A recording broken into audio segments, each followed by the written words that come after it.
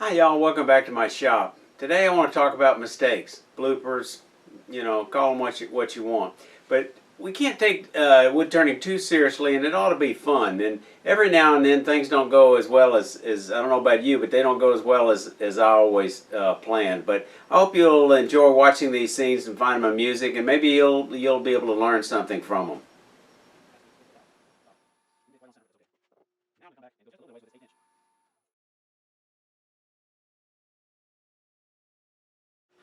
That's what happened. I didn't get it centered. So that's a fail. I'm going to throw this away and start over again with another scrap.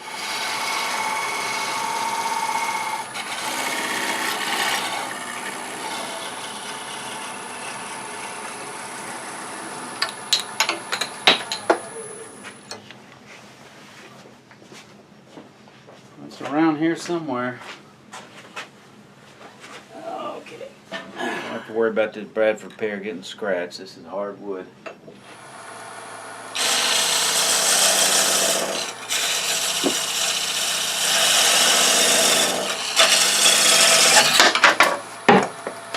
Well, that wasn't pretty, but it's off. Okay, I made a jam chuck out of construction pine, real soft, made it easy to fit, and I made it fairly deep. Now we're just going to finish off the bottom. Not running it perfectly true, but that's alright.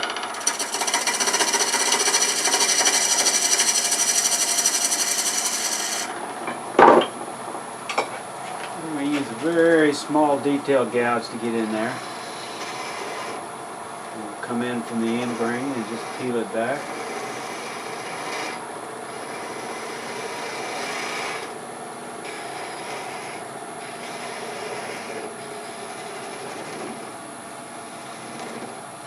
And I think maybe that's all I ought to trust that jam chuck for. Probably cut that nib off going straight in.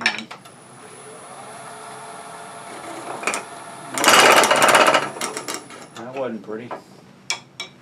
That's alright, I'll just cut that off with a pocket knife and we'll sand it smooth and call it good. Hi y'all, welcome to my shop. I want to show you a neat beading and parting tool I've made, and then let me show you how useful it is, and maybe you'll find it as useful as I am, and then I'll show you how to make one.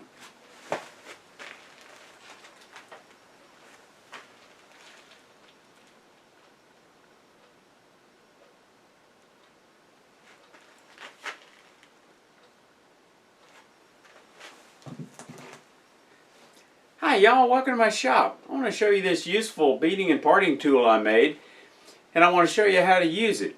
And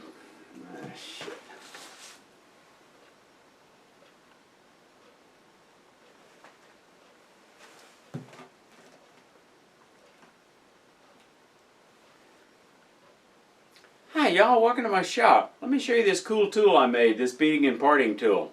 I want to show you how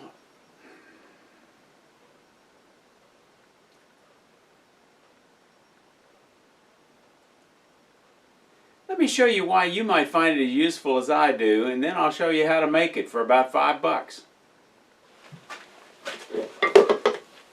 Let me give you some idea of how it can be used for turning beads. Let's make just mark a couple of bead locations.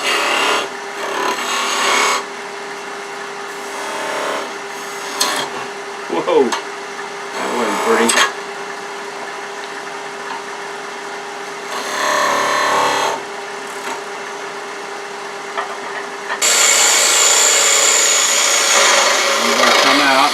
Into that shoulder and do that again.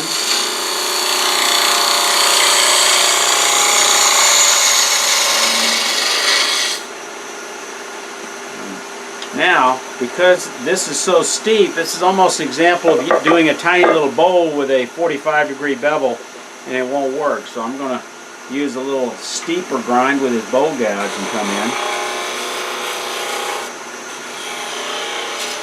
Got to watch that wing though. I'm going to come back this direction.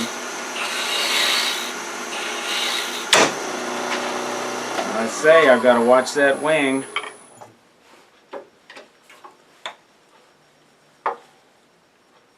What happens when I don't do this first before I show you my lack of talent here. These wings are kind of brutal. They're not back as far as I like, so that's just not a really good tool for that. So I'm going to go back to just a spindle gouge and just kind of come in with a point, almost doing a little scraping.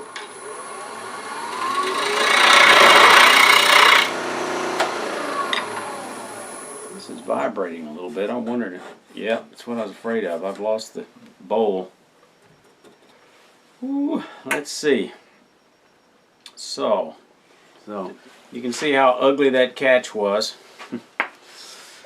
Not bragging, just saying.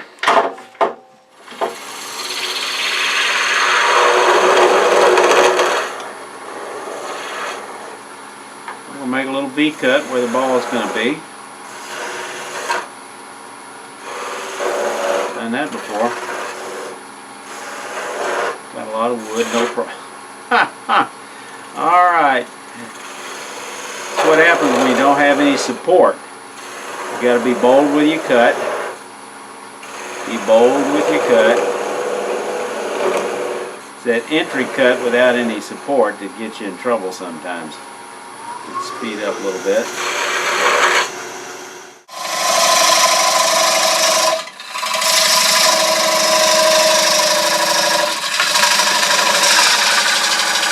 I think we got it coming through. Yep, okay. Alright. Easy does it.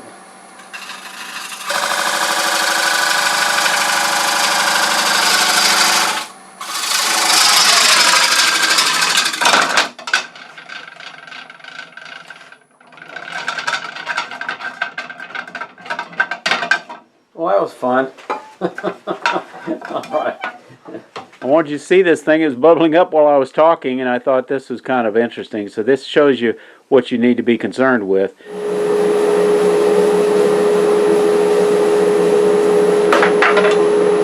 Gotta hold on to it. I'm going to pick up the parting cut just outside the jaws. About right in here. And just ease into it and see what we got. Now I'm watching the jaws very carefully. Just easing in here. Not getting too close to the jaws.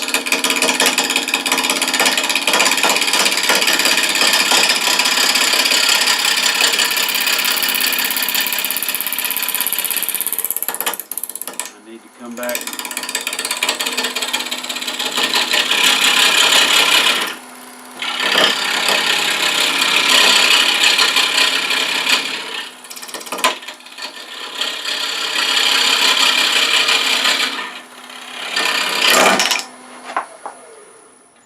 Pretty.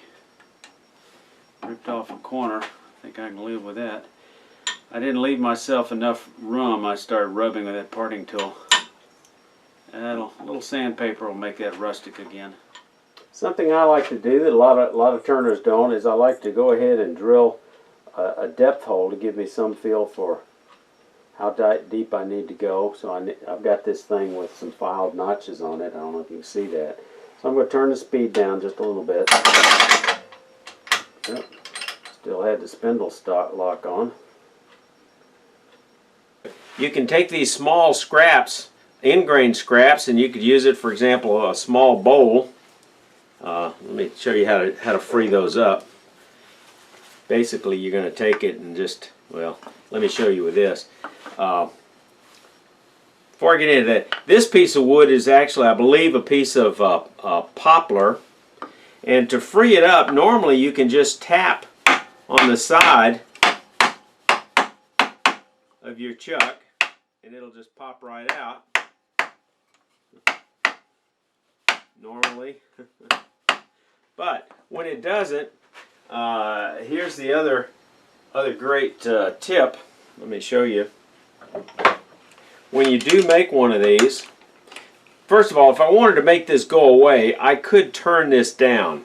but then that would sacrifice that chuck for future use. So the other way is when you do make them, sometimes it's handy to have a little hole in it that you can put a rod in. I'll probably scratch the bowl, but that'd be all right. Put this little pin in it and just tap it, and out it comes, and it didn't do any damage to the bowl. And you're done. Let's see if I can pop it out this time.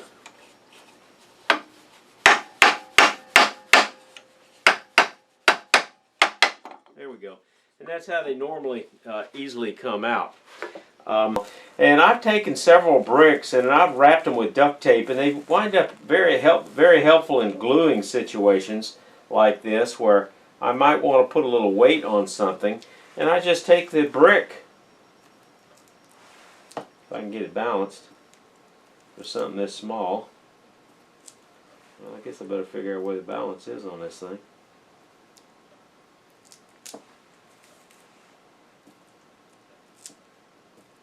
Well, trust me, it works on things that are bigger that you want. The clamps don't work on, but that'll be handy, and maybe you can do something with this tip. Thanks for watching. Well, friends, I hope you found this amusing and got something out of it. If you aren't growing, you aren't learning, or you certainly aren't turning wood if you're not making a few mistakes. See you next week. By the way, if you got any suggestions or comments, please leave them below. And if you're not a subscriber, click the subscribe button and ring the bell. Next week.